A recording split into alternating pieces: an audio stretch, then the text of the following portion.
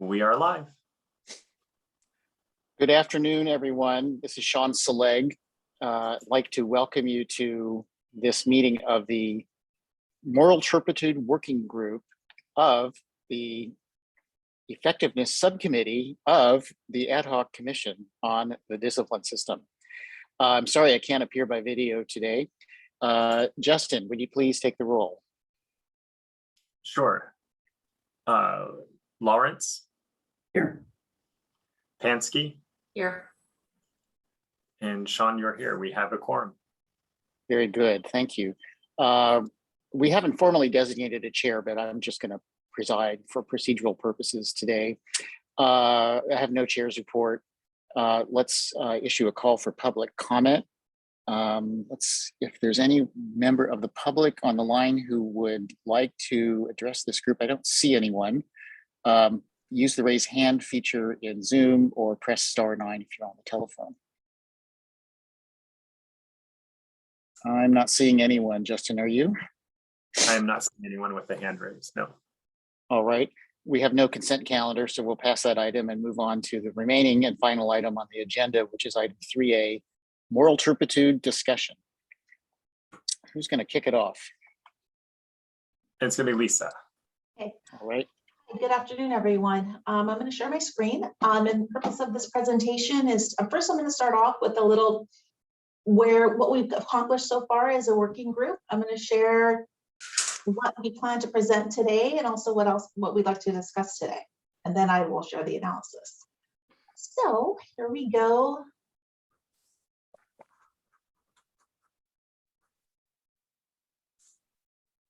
Okay. So we first met as a group in August, and at that time, staff was very aware of the research questions that individuals had. So when we had our kickoff meeting, we actually just went ahead and presented a set of analyses that, like I said, we felt we understood based on previous conversations that we had in our bigger subcommittee. And that analysis was guided by 3 research questions. What % of state bar court matters contain at least one moral turpitude charge? How are matters with moral turpitude charges typically disposed? And how does that compare with matters without a moral turpitude charge? And finally, how often does state bar court dismiss moral turpitude charges? And so in August, we shared these findings. First, we started off by describing the methodology we used, and I can give some background details on this methodology if needed, but just a little refresher is that we were able to pull together a data set that analyzed the impact of 442 original matters that reached disposition in state bar court between March 1st and 2019 and May 31st, 2021. And our analysis showed that of all of those 442 matters, around 37% of them had at least one moral turpitude charge. We also analyzed and shared how these matters are disposed. And what we found that if you look at all of matters, nearly half are disposed by stipulation and 1/3 are disposed by trial. And the analysis also showed that there's no statistical significance. If you divide these matters into 2 groups, one with a moral turpitude charge, one without, there's these trial rates, default rates, stipulation rates are not statistically significant across these 2 groups. And then finally, we took a deep dive into those 165 matters that had at least one moral turpitude charge and asked what happened to them. And we found that state bar court found the respondent culpable of the moral turpitude and recommended discipline for 93%. And for 7%, the charges were dismissed. 6.7% were dismissed, but they were recommended for discipline on non-MT charges. And in 0.6%, the entire matter was dismissed. So overall, 7% of moral turpitude charges were dismissed. Okay, so we presented this in August, like I said, and at the end of that discussion, staff received requests for the following information. First, you asked for additional analyses, and in particular asked to do an analysis that understands the role of representation.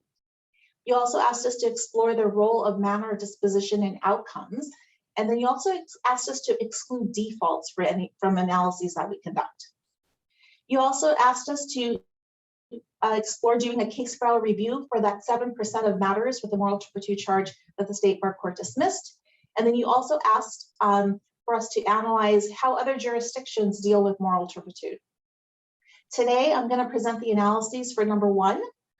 We have started the work for number 2, but we had other projects with really competing priorities, so we had to put it on hold for a moment, and we can talk about that. And with regards to number 3, any analysis that we'll do of other states is going to have to wait until we marshal all data requests across all the working groups that are all getting launched over this month and early next, so that we go to our partners in other jurisdictions and make just one request for lots of information, rather than sending out requests for information on a topic by topic basis. We want to be able to just, we have like 6 questions of your jurisdiction, here they are, and this moral turpitude will be one of them. Okay, so today, again, I'm going to present these analyses outlined in number 1. And then we'd also, at the end of that presentation, we'd like to discuss we'd like the members of the working group to discuss if the working group has achieved its initial objectives based on the results that we share. And if we decide that to continue with this working group, then we will present the findings for number 2 and number 3 at a date to be determined. Okay, so that's the game plan for today. How's that sound? Okay, great. All right, let's get started. Okay, so our guiding research questions for today are: how often do respondents facing moral turpitude charges in the state bar court secure attorney representation? How is representation related to discipline outcomes that they face? And how is the matter of disposition, trial versus stipulation, related to outcomes when we exclude matters that were disposed by way of default? So let's start with representation. So our analysis showed that 43% of all matters analyzed in the time period had a representation. However, we also found that there's no difference between matters that have a moral turpitude charge and matters that do not. So down at the bottom, I've circled the results that are most important here. 45% of matters that had a moral turpitude charge had attorney representation, compared to 42% of matters without a moral turpitude charge. So no statistically significant difference between these 2 values. Next, we looked at whether someone had representation impacted whether or not their moral turpitude charge was dismissed. So at the top row, that's that 7.3% that we discussed and found at the last meeting.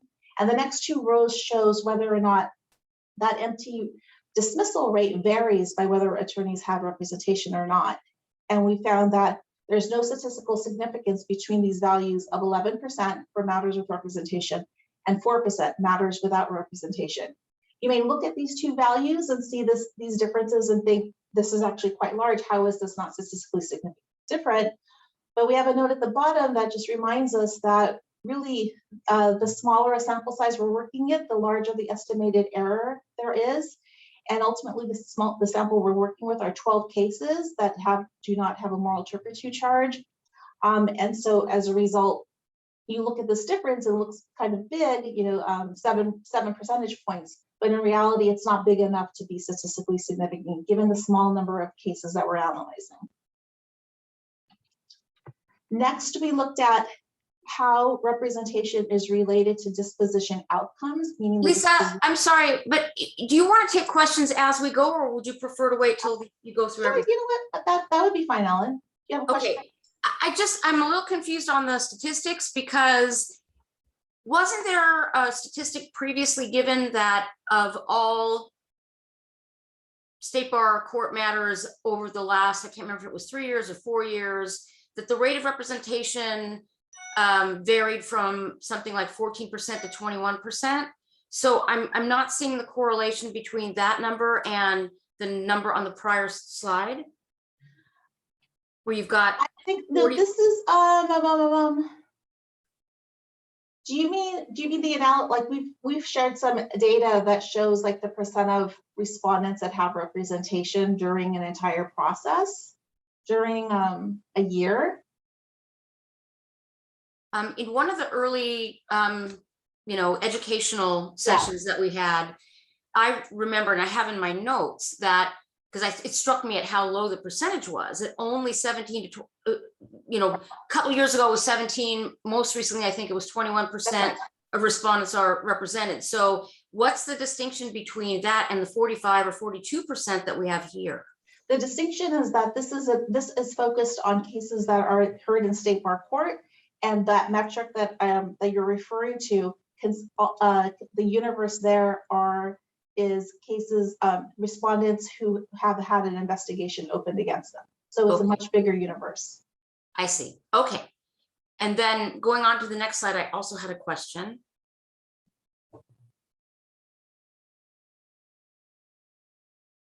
So I thought that the total number of dismissals that we were talking about last time, the 7% was what, about 28 cases, something in that range? No, it's 12. 12 cases? 12 out of the 165. Okay. And so you're saying that staff's view is that that's not statistically significant? The difference between 11%, so 7% has to do with the overall number of matters with the moral turpitude charge. And then we take that 165 and we divide it into two groups. One matters with representation, one without. And then we compare those rates. And so the rate for the dismissal rate is, the dismissal rate is 11% for matters with representation and 4% with matters without representation. And what would be considered a statistically significant difference? Given the small cell sizes, this gap is say 7 percentage points. It would have to be much bigger. And we actually have analyses on few slides I'll be showing shortly that do show how a difference is statistically significant. But you'll see how bigger that gap needs to be in order to meet that threshold. And it has everything to do with the cell size. And let me also just insert an issue with regard to the cell size, is that sometimes a difference can be huge and it's not statistically significant.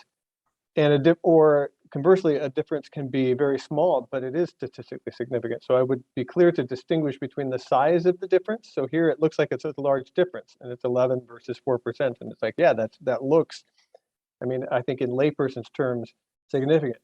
But it's not Araya saying that it's significant or not. It's just the math saying that it's significant or not. And the thing that I think you need to focus on here is that it's like when you roll the dice.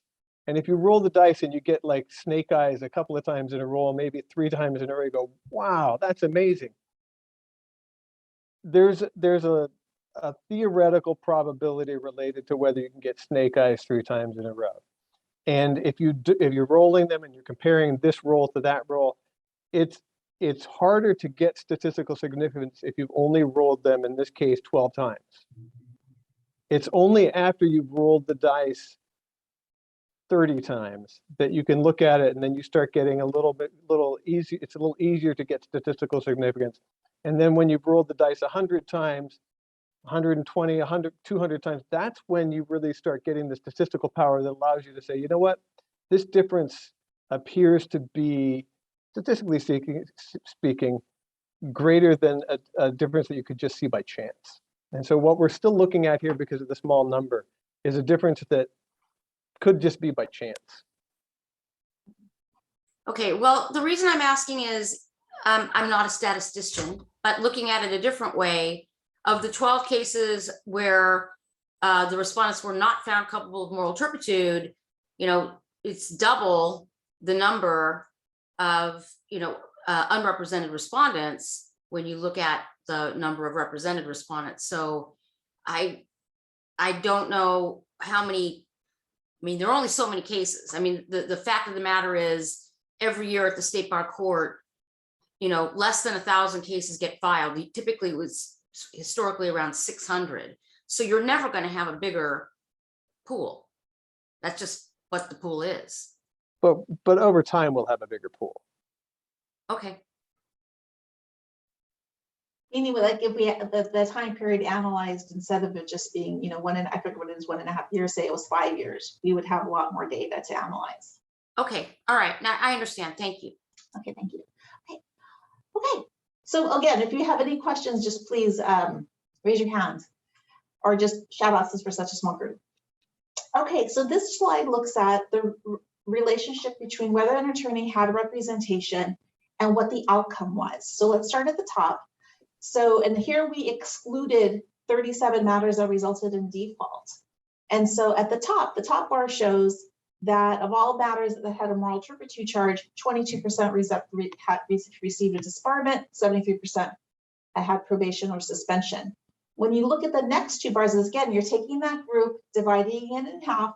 The first one is, or dividing it into two groups. The first one being matters that had representation. The second matters without. There's no statistically significance in these outcomes between these two different groups. And again, this is another example. Let's look at the disbarment. The 19% versus the 25%. You may look at that and say, well, that's six percentage points difference, but that difference is not statistically significant. Okay, I'm going to go on. And next, we looked at the relationship between manner of disposition and outcome. So at this point, we're not talking about representation. We're just looking specifically at what's the relationship between the manner in which a matter was disposed and what happened, the outcome. So we started and this is just only for matters with moral turpitude charges. So at the top, this is for all of the matters, those 160, let me see, what actually is this? Yeah, the 165 matters. As you can see, 39% of them resulted in disbarment, 56% resulted in probation or suspension. The small number of matters that resulted in default, all of them resulted in disbarment. There is a statistical significant difference between matters that were disposed by way of stipulation versus trial. In particular, 39% of matters that were disposed of by trial resulted in disbarment compared to 10% of matters that were disposed of by stipulation. So in this case, this is an example where even though we're dealing again with smaller ends, the gap between two values, as you can see here, it's nearly 30 percentage points. It had to be that big in order to see some statistically significant difference. In other words, the difference had to be big, that big, to register a statistically significant difference. Okay, does anyone have any questions about this one? No. Okay, great. Okay, so again, this slide is focused only on moral matters that had a moral turpitude charge, and then we looked at matters without a moral turpitude charge to see if this pattern held. And the analysis showed that the same pattern is found among matters without a moral turpitude charge. That is, matters that are disposed by trial are more likely to result in disbarment compared with matters that are disposed of by stipulation, at 21% versus 6%. And again, see like 15 percentage point difference there. Okay, so the key takeaways then is that there's no difference between respondents who had 45% of respondents charged with moral turpitude have representation compared with 42% of respondents who were not charged with moral turpitude.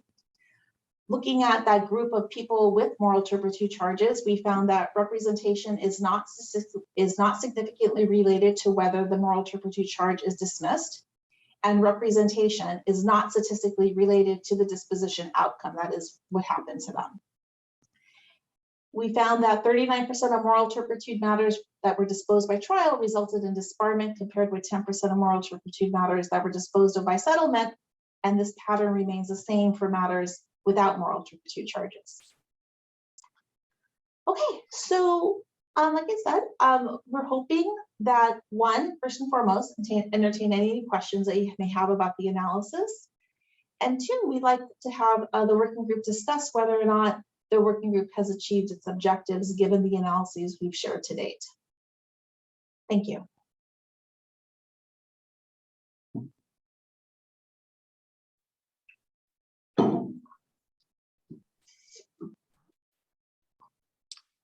All right, who wants to go first? I'm interested in what both Melanie and Ellen think. I will throw out one other thing, which we did broach the possibility of considering whether to consider recommending a different standard for moral turpitude, a different definition, which of course would just be, if the board were to adopt it, would be a recommendation to the legislature. So I'll just footnote that, but maybe let's talk about the statistical findings first, and then we can end with that subject.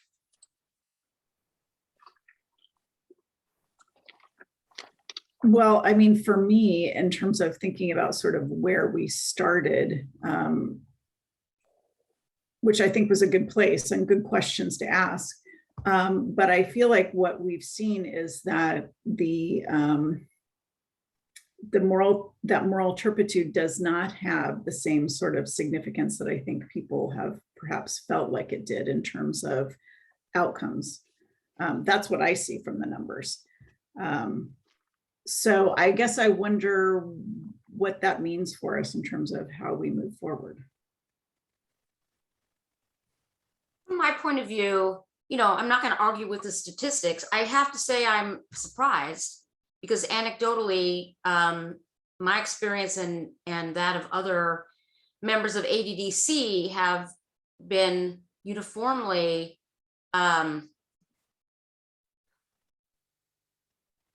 I'm going to choose my word, of the view that moral turpitude is overcharged, and that I would have suspected that particularly in the settlement category, that the moral turpitude counts would have dropped out at a higher rate than these statistics are showing.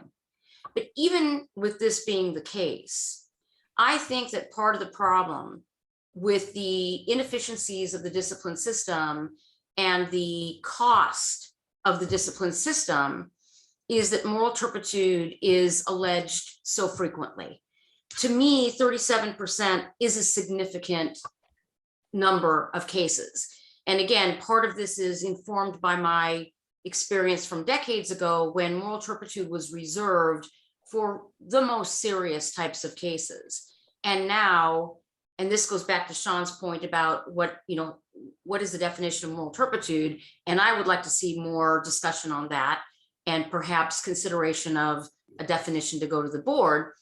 But most DTCs at the state bar take the position that if the lawyer was either reckless or grossly negligent, that equals moral turpitude, which is not the way I read the cases and certainly not the way I argue the cases. But for most respondents who are charged with moral turpitude, the case becomes much more difficult to settle, not only because it jumps up the discipline under the standards, but because very few lawyers are willing, when they first begin to discuss settlement, to stipulate to moral turpitude because it sounds so negative.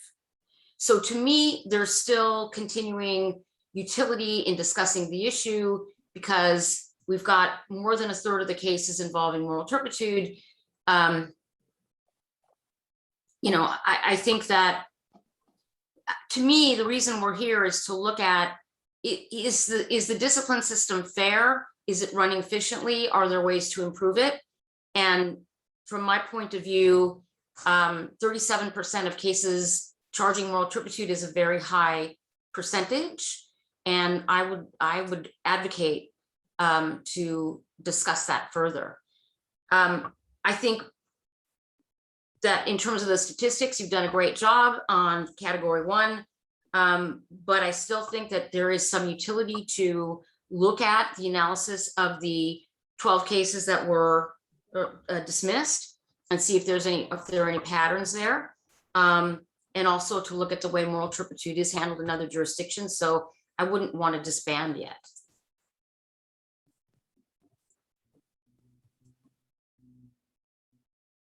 All right, well, that it does seem there's consensus that we've completed the statistical work that the group thought was necessary, and let's pause and say again, as I'll repeat Ellen's thanks to staff for all the careful work on this. I think it's a very controversial topic between Defense Counsel and OCTC, and I think it's been helpful to nail this down a bit.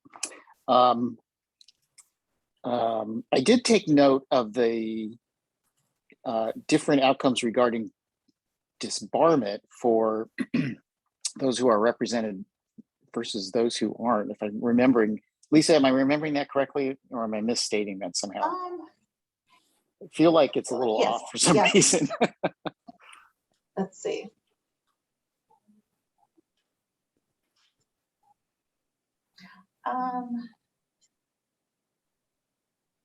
Let me share my screen.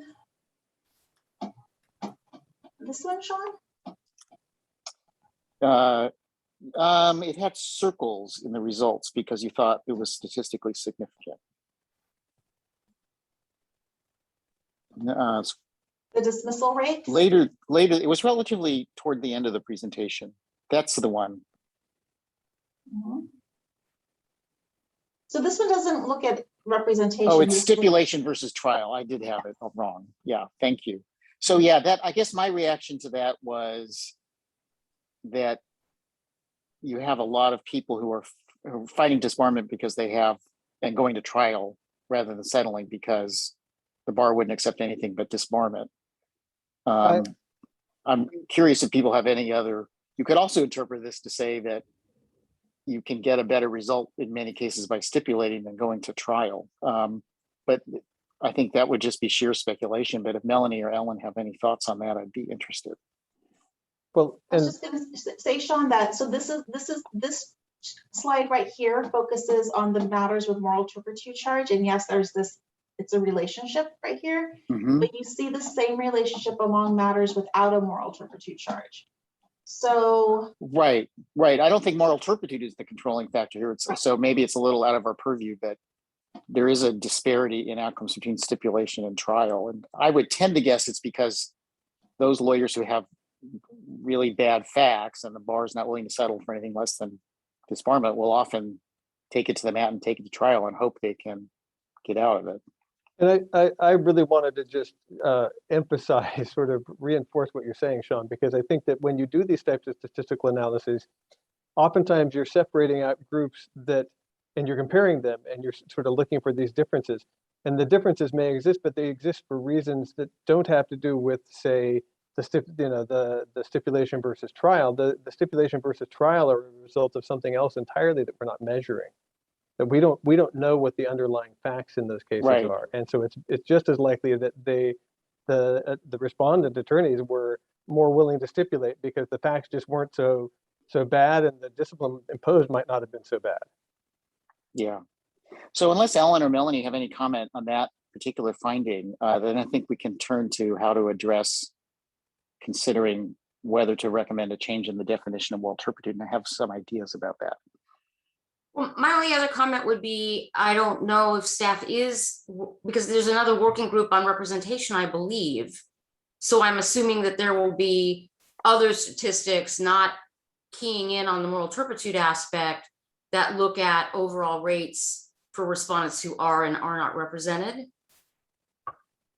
There isn't another working group on representation. We're following along the recommendations that Professor Robertson, and though as those are continue forward, we're going to report back to the full ad hoc commission. So that's it. There's not necessarily a working group, but that's where we're focused on that. And there has been some changes to the discipline metrics on rate of representation that is being brought to the full board of trustees to monitor that as well. Thank you. I'll just wait for that. Thank you. Okay. Melanie, anything else before we move on to the definitional No. discussion? Okay, thank you. So here's my thought. Ellen has put on the table, maybe we should look at the definition of moral turpitude and whether something other than intentional misconduct, meaning with intent to do something wrong, should be sufficient. What I would recommend, I think Ellen, you had a good idea, which is it's a small number of cases that after trial resulted in dismissal of or finding of no culpability on the moral turpitude charge. So I think it would actually be helpful if staff could send those 12 decisions to the 3 committee members. And it would also, and because state bar court decisions tend to be very, very long and detailed in their factual discussions, it would be helpful to have like a little chart or table that just gives a little squib of kind of the take home on it, it would help me, and I'll try to read all the decisions myself as well, and might suggest some bullet points. But in terms of anyone else looking at this, like the full commission or the subcommittee of which we are a working group, then I think that would be super helpful.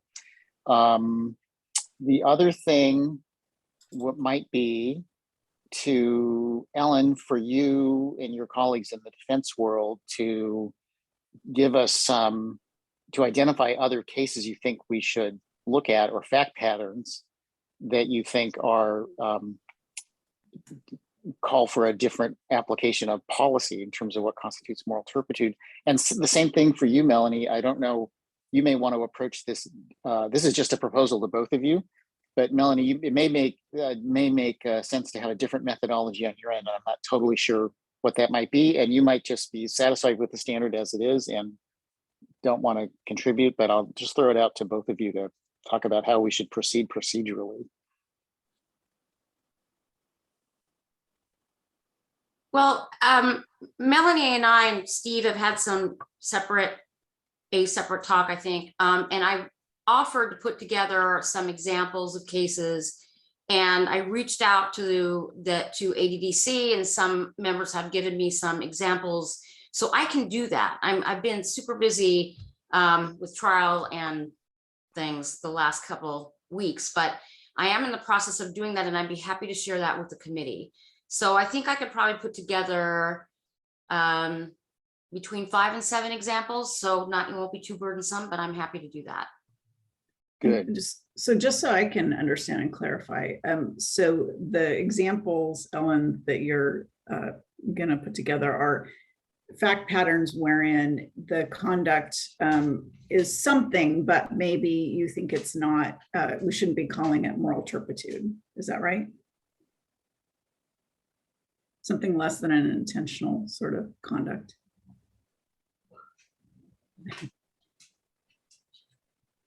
Sorry, I accidentally pushed the wrong button. Actually, I'm collecting actual cases, either trial department, hearing department, or review department, where a moral turpitude charge was not found. So not just a general, here's some analysis that I've conducted, but actual case examples.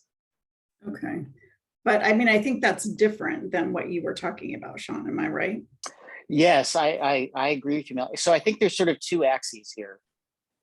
So I think, Ellen, what the data that you're gathering, I think goes to, is there some pattern of OCTCs bringing in moral turpitude charges that end up failing when they're challenged at trial? And does that teach us anything? I think that's what we might learn from that project, and it's a perfectly good thing to look into.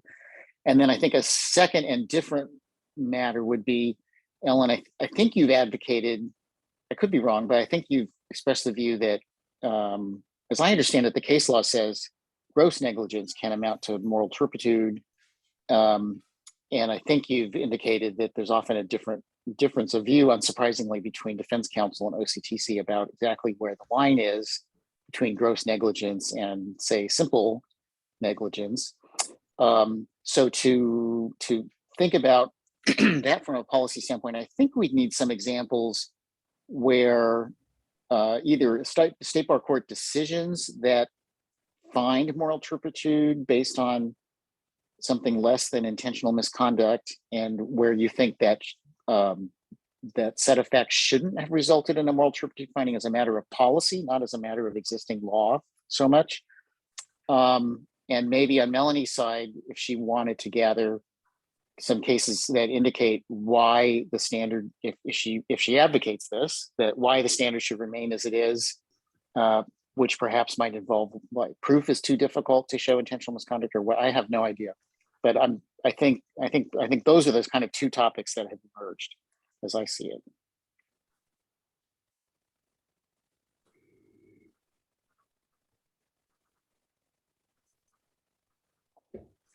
I think that if we see what other states are doing, that might help as well, to look at what other states use as a definition of moral turpitude.